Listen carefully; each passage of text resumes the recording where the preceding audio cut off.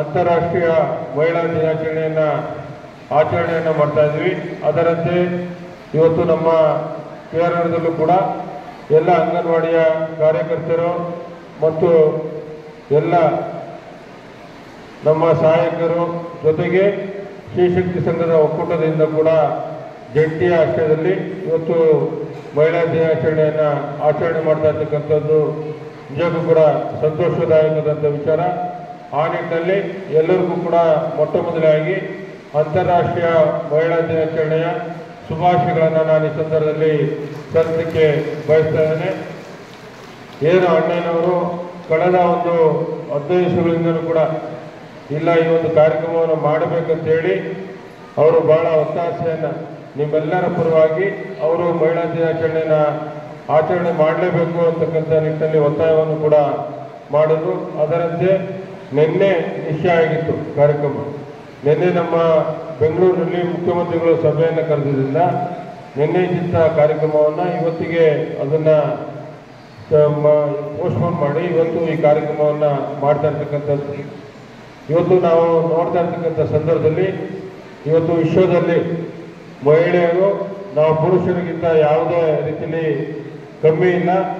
ಎಲ್ಲ ಕ್ಷೇತ್ರಗಳಲ್ಲೂ ಕೂಡ ಇವತ್ತು ಪುರುಷರಿಗೆ ಸರಿಸಮಾನವಾಗಿ ಕೆಲಸವನ್ನು ಜವಾಬ್ದಾರಿಗಳನ್ನು ನಿರ್ವಹಣೆ ಮಾಡುವಂಥ ನಿಟ್ಟಲ್ಲಿ ನಾವು ಯಾರಿಗಿಂತ ಏನು ಕಮ್ಮಿ ಇಲ್ಲ ಅಂತಕ್ಕಂಥ ನಿಟ್ಟಲ್ಲಿ ಇವತ್ತು ತೋರಿಸ್ಕೊಡ್ತಾ ಇದ್ದೀರಾ.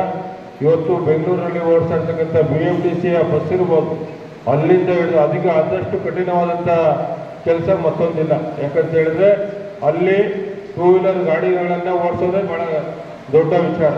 ಅಂಥದ್ರಲ್ಲಿ ಆ ಒಂದು BMTCಯ ಬಸ್ಸನ್ನು ಒಂದು ಚಾಲನೆಯನ್ನು ಮಾಡೋದಿದೆಯಲ್ಲ ಅದು ನಿಜಕ್ಕೂ ಕೂಡ ದೊಡ್ಡ ಒಂದು ಜವಾಬ್ದಾರಿ.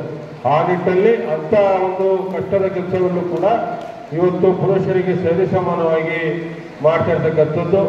ಮೊನ್ನೆ ತಾವೆಲ್ಲ ನೋಡಿರ್ಬೋದು, ಸುನೀತಾ ವಿಲಿಯಮ್ಸ್ ಅವರು ಈಗ ತಾನೇ 9 ತಿಂಗಳು ಇದ್ದು ಬಂದಿದ್ದಾರೆ, ಗೊತ್ತಲ್ವಾ?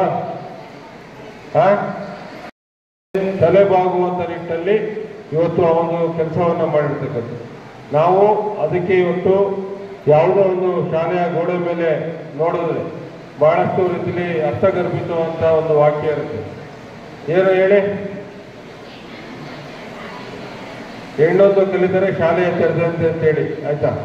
ಈಗ ಹೆಣ್ಣು ಒಂದು ಜವಾಬ್ದಾರಿಯುತವಾಗಿ ಶಿಕ್ಷಣವನ್ನು ಪಡೆದು ಉತ್ತಮವಾದ ರೀತಿಯಲ್ಲಿ ಅವರು ತನ್ನ ಕಾಲ ಮೇಲೆ ನಿಂತ್ಕೊಂಡು ಜವಾಬ್ದಾರಿಗಳನ್ನು ನಿರ್ವಹಣೆ ಮಾಡುವಂಥ ನಿಟ್ಟಲ್ಲಿ ಶಕ್ತಿಯುತರಾಗಿ ಆದರೆ ಇಡೀ ಒಂದು ಕುಟುಂಬ ಇರ್ಬೋದು, ಇಡೀ ಒಂದು ಗ್ರಾಮದಲ್ಲೇ ಅವರು ಎಲ್ಲ ರೀತಿಯ ತಿಳುವಳಿಕೆಗಳನ್ನು ಕೊಟ್ಟು ಸಮಾಜವನ್ನು ಪರಿವರ್ತನೆ ಮಾಡುವಂಥದ್ದಿರ್ಬೋದು, ಸಮಾಜದದಿರ್ಬೋದು, ಇವೆಲ್ಲವನ್ನು ಕೂಡ ಮಾಡ್ತಾರೆ ಅಂತಕ್ಕಂಥ ನಿಟ್ಟಲ್ಲಿ ಆ ನಿಟ್ಟಲ್ಲಿ ಇವತ್ತು ಮಾಡ್ತಾ ಇರ್ತಕ್ಕಂಥದ್ದು.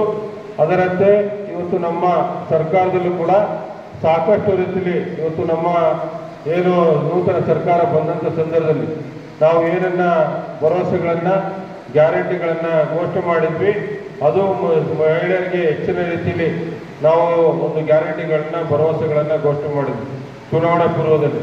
ನಿಮ್ಮೆಲ್ಲರ ಆಶೀರ್ವಾದದಿಂದ ನನಗೆ ಹೆಚ್ಚಿನ ಮತಗಳನ್ನು ಕೊಟ್ಟು ಇವತ್ತು ಒಬ್ಬ ಸಾಧಾರಣವಾಗಿದ್ದಂಥ ರವಿಶಂಕರ್ಗೆ ಶಾಸಕನಾಗಿ ನಿಮ್ಮ ಮುಂದೆ ಮಾತನಾಡುವಂಥ ಒಂದು ದೊಡ್ಡ ಶಕ್ತಿಯನ್ನು ಕರುಣಿಸ್ಕೊಟ್ಟಿದ್ದೀರಾ. ಆ ಕಾರಣಕ್ಕಾಗಿ ನಿಮ್ಮೆಲ್ಲರಿಗೂ ಕೂಡ ಮೊಟ್ಟ ಮೊದಲಾಗಿ ನಿಮ್ಮ ಪಾದಗಳಿಗೆ ಸಾಷ್ಟಾಂಗ ನಮಸ್ಕಾರಗಳನ್ನು ಇಲ್ಲಿಂದಲೇ ಅರ್ಪಣೆ ಮಾಡುವ ಮೂಲಕವಾಗಿ ನಾನು ಧನ್ಯವಾದಗಳನ್ನು ಸಮರ್ಪಣೆ ಮಾಡ್ತಾ ಇದ್ದೇನೆ. ಅದರಂತೆ ಇವತ್ತು ಇಡೀ ರಾಜ್ಯದಲ್ಲಿ 136 ಸ್ಥಾನಗಳನ್ನು ಕಾಂಗ್ರೆಸ್ ಪಕ್ಷಕ್ಕೆ ಕೊಡಿಸಿದ ಮೇಲೆ ನಮ್ಮ ರಾಜ್ಯದಲ್ಲಿ ಕಾಂಗ್ರೆಸ್ ಪಕ್ಷದ ಅಧಿಕಾರ ನಮ್ಮ ರಾಜ್ಯದ ಮುಖ್ಯಮಂತ್ರಿಗಳಾಗಿ ಸನ್ಮಾನ್ಯ ಸಿದ್ದರಾಮಯ್ಯ ಸಾಹೇಬರು, ಉಪಮುಖ್ಯಮಂತ್ರಿಗಳಾಗಿ ಸನ್ಮಾನ್ಯ DK ಶಿವಕುಮಾರ್ ಸಾಹೇಬರ ನೇತೃತ್ವದ ಸರ್ಕಾರ ಏನು ಗ್ಯಾರಂಟಿಗಳನ್ನು 5 ಗ್ಯಾರಂಟಿಗಳನ್ನು ಘೋಷಣೆ ಮಾಡಿದ್ವಿ ಅದನ್ನು ಯಥಾವತ್ತಾಗಿ ಜಾರಿಗೆ ತಂದು ಇವತ್ತು ನೆಮ್ಮದಿಯಾದ ವಾತಾವರಣವನ್ನು ನಿರ್ಮಾಣ ಮಾಡಬೇಕಂತೇಳಿ ಸಂಕಲ್ಪವನ್ನು ಮಾಡಿದ್ವಿ. ಅದರಂತೆ ಇವತ್ತು ಗ್ಯಾರಂಟಿಗಳನ್ನು ಕೊಟ್ಟಿದ್ದೀವಿ. ಬರ್ತಾ ಇದೆ ಅಲ್ವಾ? ಏನೇನೆಲ್ಲ ಬರ್ತಾ ಇದೆ? ಎಲ್ಲ ಮಹಿಳೆಯರಿಗೂ ಕೂಡ ಉಚಿತವಾಗಿ ಬಸ್ ಪ್ರಯಾಣವನ್ನು ಮಾಡ್ತಾ ಇರ್ತಕ್ಕಂಥದ್ದಿರ್ಬೋದು. ಅದೇ ರೀತಿಯಲ್ಲಿ ಪ್ರತಿಯೊಂದು ಕುಟುಂಬದಲ್ಲೂ ಕೂಡ ಸಾಕಷ್ಟು ರೀತಿಯ ಸಮಸ್ಯೆ ಎದುರಿಸ್ತಾ ಇದ್ರು. ಮುಂಚೆ ಕರೆಂಟ್ ಆಗಾಗ ಹೋಗ್ತಾ ಇತ್ತು, ಲೈನ್ ಮ್ಯಾನ್ಗಳು ಬಂದು ಫ್ಯೂಸನ್ನು ಕೀಳೋದಿರ್ಬೋದು, ಮತ್ತೊಂದು ಮಾಡ್ತಾ ಇದ್ದಲ್ವಾ? ಆಗ್ತಿತ್ತು ತಾನೇ? ಇದು ಈಗ 2 ವರ್ಷದಿಂದ ಆಗ್ತಾ ಇಲ್ವಲ್ವಾ? ನಮ್ಮ ಸರ್ಕಾರ ಬಂದ ಮೇಲೆ ಆಗ್ತಾ ಇದೆಯಾ ಇಲ್ವಾ? ಸಂಪೂರ್ಣವಾಗಿ ಉಚಿತವಾದಂಥ ವಿದ್ಯುತ್ತನ್ನು ಕೊಡ್ತಾ ಇದ್ದಾರಲ್ವಾ? ಅದರ ಜೊತೆಯಲ್ಲಿ ಏನು 5 kg ಅಕ್ಕಿಯನ್ನು ವಿತರಣೆ ಮಾಡ್ತಾ ಇದ್ರು, ಅದು 10 kgಗೆ ಏರಿಸಿರ್ತಕ್ಕಂಥದ್ದು ಅದು ಕೂಡ ಬರ್ತಾ ಇದೆ ಅಲ್ವಾ? ಈಗ ಮುಂಚೆ ಹಣ ಕೊಡ್ತಾ ಇದ್ದೀವಿ,